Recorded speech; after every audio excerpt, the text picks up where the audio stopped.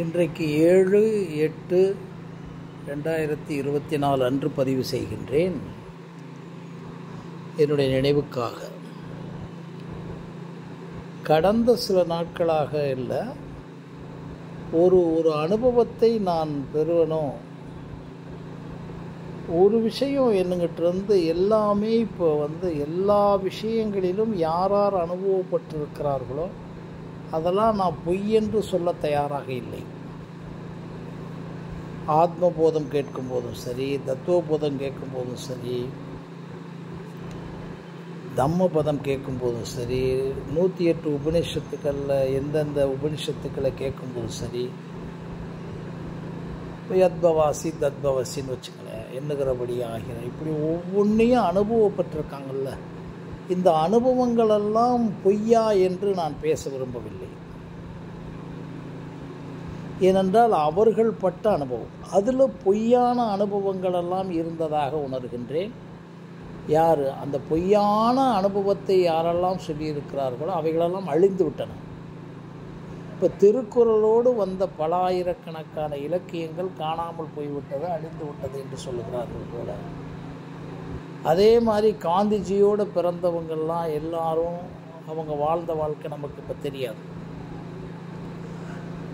அதே மாதிரி தான் ஒவ்வொரு தலைவர்கள். இப்போ காமராஜரோட அன்றைக்கு பிறந்தவங்கள கணக்கு பண்ணிக்கோங்க, ஒவ்வொருத்தெல்லாம் வச்சுக்கோங்க, உங்களுக்கு தெரியும். அதே மாதிரி ஆதிசங்கரோட வந்தவங்க, அருணகிரிநாதரோட வந்தவங்க, அப்துல் கலாமோடு வந்தவங்க, அப்துல் கலாமோடையே பிறந்தவங்க யாருமே வரலாறு இல்லை. அப்படின்னா என்ன அர்த்தம்? ஒன்று மட்டும் இந்த பூமியிலிருந்து எனக்கு பிடிபடுகிறது, எதையெல்லாம் லட்சம் மடங்கு சத்திய உணர்வோடு அன்பின் உணர்வோடு, லட்சம் மடங்கு சொல்லிட்டேன், அதுக்கு மேலே லிமிட்லெஸ் கருணை உணர்வோடு, இரக்க உணர்வோடு, மானுடத்தோடு செய்யப்பட்ட எந்த விஷயமும் அந்த காலத்தில் கொஞ்சம் அழிந்து போனது மாதிரி இருக்குமே மறுபடியும் வந்துடும்.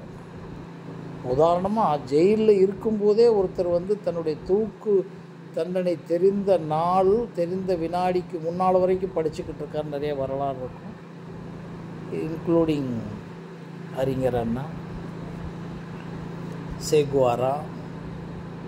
அதே மாதிரி ஒவ்வொரு இப்போ சாக்ரட்டிஸ், நிறைய விஷயங்கள் உங்களுக்கு வரலாறுகள் தெரியும்.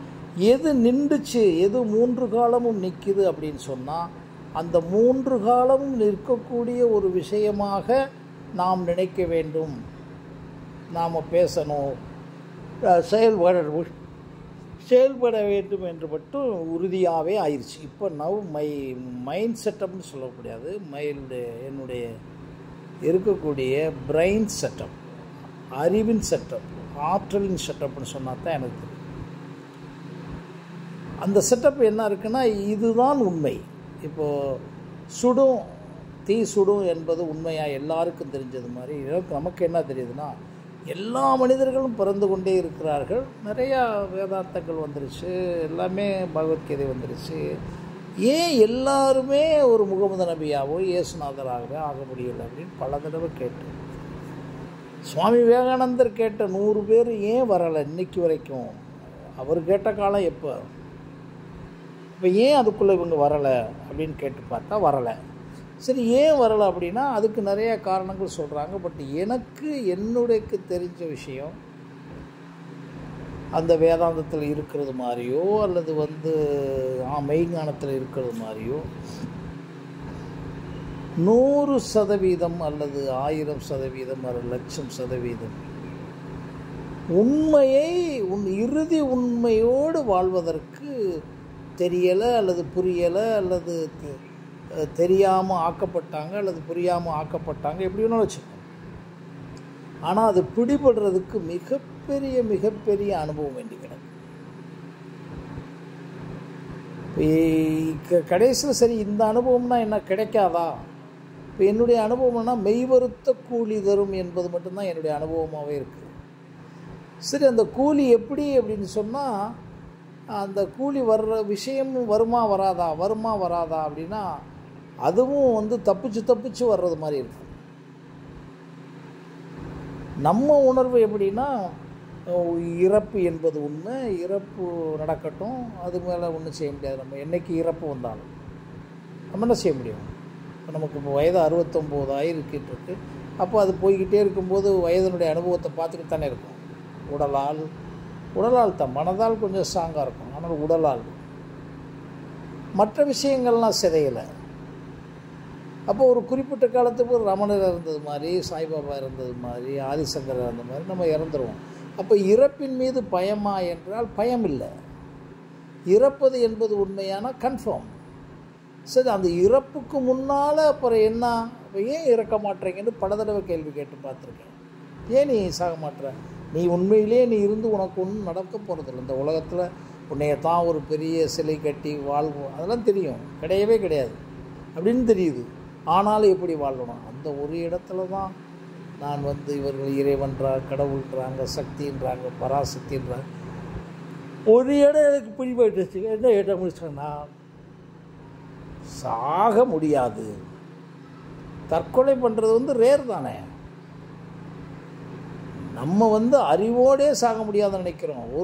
ஒரு பறவை சாக பயப்படுது, ஒரு ஒரு ஒரு மிருகம் சாகப்பட பயப்படுது. சாக மாட்டேன்னா நின்றுக்குமே. ஆடெல்லாம் நம்ம நிப்பாட்டி வெட்டுறோம், சிங்கத்தை வெட்ட முடியுமான்னு பாருங்கள். பாம்பு பிடிச்சி வெட்டிக்கிட்டு இருக்க முடியுமான்னு பாருங்கள். எல்லாம் பறந்துடும். அப்படின்னா என்ன அர்த்தம்? நான் சொல்ல வர்றேன், இப்படிப்பட்ட வாழ்நாளில் ஒரு இடம் மட்டும் பிடிபடுது. என்ன பிடிபடுது? எது உண்மை அப்படின்னு பிடிபட்டுக்கிட்டு இருக்கும்போது கொஞ்சம், அதாவது இறுதி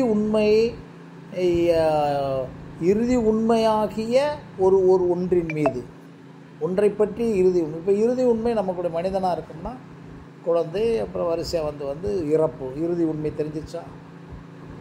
பால் இறுதி உண்மை தெரிஞ்சிச்சா? பூமி இறுதி உண்மை தெரியுமான்னு தெரியாது. ஆகாயம் இறுதி உண்மை தெரியுமா? தெரியாது. மனிதர்களுடைய இறப்பினுடைய இறுதி உண்மைகள் தெரியும், இறப்புண்டு. ஆனால் மனிதர்களுடைய எண்ணங்களும், மனிதர்களுடைய உருவாகி வாழும்போது வாழ்ந்த அவர்களுடைய செயல்களும், அவர்களுடைய எண்ணங்களினால் உருவான, அது அறிவாக இருக்கலாம், நுண்ணறிவாக இருக்கலாம், பகுத்தறிவாக இருக்கலாம். இதெல்லாம் இதனுடைய உண்மையான இறுதி உண்மை தெரியுமா? தெரியும். அங்கே தான் ஒரு குழப்பம்.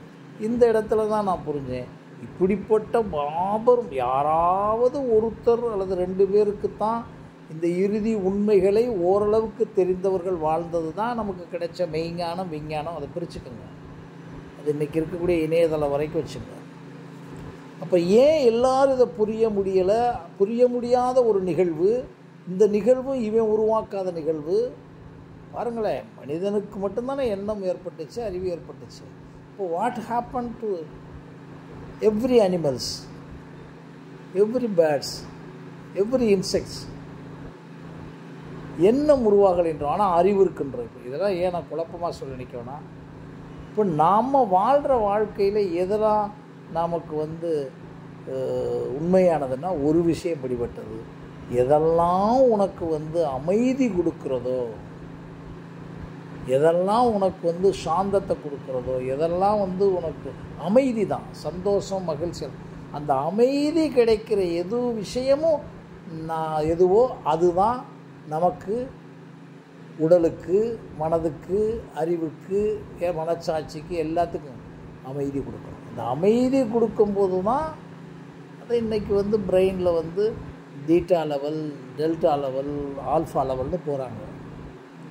இந்த அமைதியை பிடிக்கிறதுக்கு எதெல்லாம் செஞ்சால் அமைதி கொடுக்கும்னு சொல்லிட்டாங்க. எதெல்லாம் செஞ்சால் அமைதி கொடுக்கும்னா, எதெல்லாம் செஞ்சால் அமைதி கொடுக்கும்ல, உங்களுடைய மனமும், உடலும், அறிவும், மனச்சாட்சியும், மரபணுத்திறனும், காலமும், இடமும், பொருளும் இதில் 100% நேர்மறையாக, உண்மையாக, சத்தியமாக நீங்கள் உங்களுக்கு இருக்க எல்லா பிரச்சனையும் சேஃப்டியாக இருக்குன்னு சொல்லுவீங்க. அந்த சேஃப்டி அல்ல, நீங்கள் தப்பாக பண்ணிட்ட பல விஷயங்களுக்கு பணம்ன்ற ஒரு சேஃப்டியில் வாழ முடியும். பணம், பொருள், பதவி சேஃப்டி கிடையாது.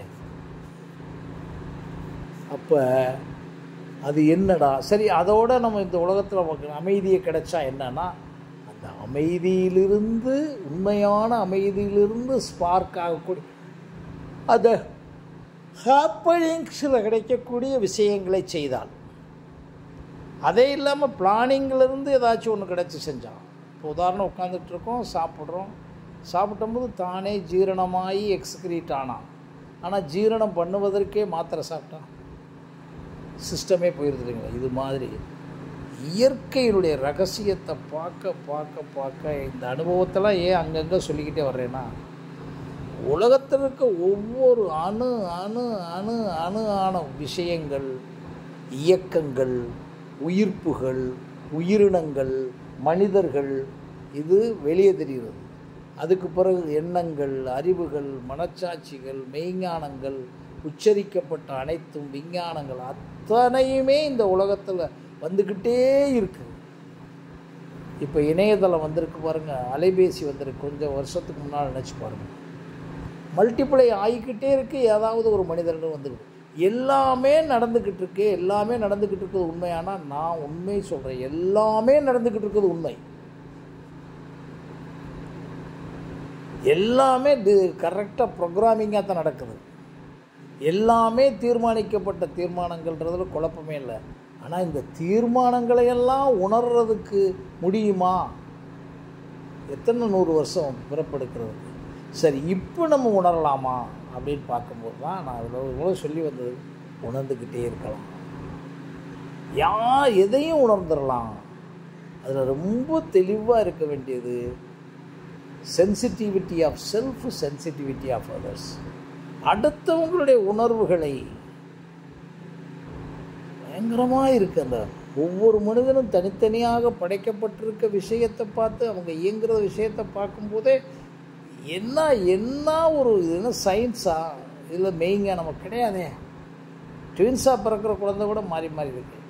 இப்போ உள்ளுக்குள்ளே என்ன ஓடிக்கிட்டே இருக்குண்ணா, ரைட், உனக்கு என்ன அமைதியை கொடுக்கறதாக நீ ஃபீல் பண்ணுறியோ அதை மட்டும் செய். உனக்கு அமைதின்றது உன்னுடைய மனசுக்கு அமைதி கொடுக்குன்றாங்க, உடலுக்கு அமைதி கொடுக்கும். மனசுக்கு அமைதின்றதே ஒன்றும் இல்லைங்க. அதை செய்ய போனால் ஆசிலேஷன் வரக்கூடாது, செகண்ட் தாட் வரக்கூடாது. இவ்வளவுதான். அதே மாதிரி எதிர்த்தாப்பில் இருக்கவே நமக்கு செகண்ட் தாட்டை உருவாக்குறேன்னா அப்படியே ஃப்ரீ பண்ணிடணும். அந்த காம்ப்ரமைஸ் பண்ணுறது, அப்புறம் பார்த்துக்குறோம்ன்றது, அவர் இது தான் சொல்லியிருப்பாரான்னு சொல்லணும். அதே மாதிரி நாம் சொல்லக்கூடிய எந்த விஷயத்தில் யாரையும் செகண்ட் தாட்டே உருவாக்கக்கூடாது. அந்த நிலையில் நாம் வாழ்ந்தோம்னா தான் நாம் ஒரு மினிமம் இந்த பூமியில் சாகிறதுக்குள்ளே அமைதியாக வாழ முடியும் என்பது சின்ன கருத்து. அந்த அமைதியில் தான் வாழ முடியும். என்ன கிடைக்குதுன்னே தெரியாது.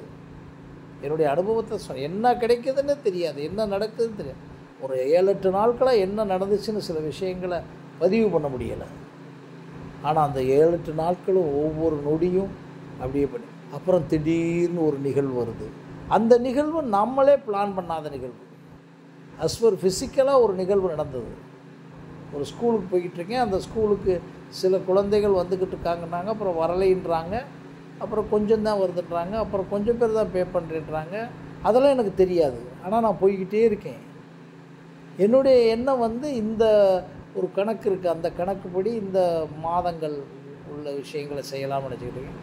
ஆனால் அந்த கணக்குப்படி பார்த்தா என்னமோ மாதிரி இருக்குது. ஆனாலும் போய்கிட்டே இருக்கும்போது திடீர்னு ஒரு சின்ன டைவ் அடிக்கிறது. அந்த டைவ்லேருந்து என்னமோ நடந்து கடைசியில் ஒரு நிகழ்வு நடந்து, அந்த நிகழ்வு என்னை அமைதி கொடுத்துச்சு. ஆனால் இதெல்லாம் என்னுடைய பிளானிங் கிடையாது.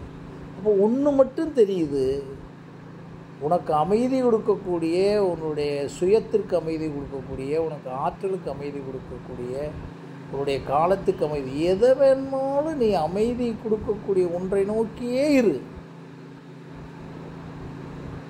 பிளானிங் பண்ணும் அமைதி தான். பிளானிங் பண்ணும்போதும் அமைதி கிடைக்குதா செஞ்சுக்க. அதை தவிர எதுவுமே செய்ய முடியாது அந்த உலகத்தில். இதுதான் அந்த அமைதி கொடுக்குற ஒரு இது எல்லாத்துக்குமே பயன்படுது. சரி, எனக்கு பயன்படுற விஷயத்தை நான் பதிவு பண்ணியிருக்கேன். நன்றி, வணக்கம்.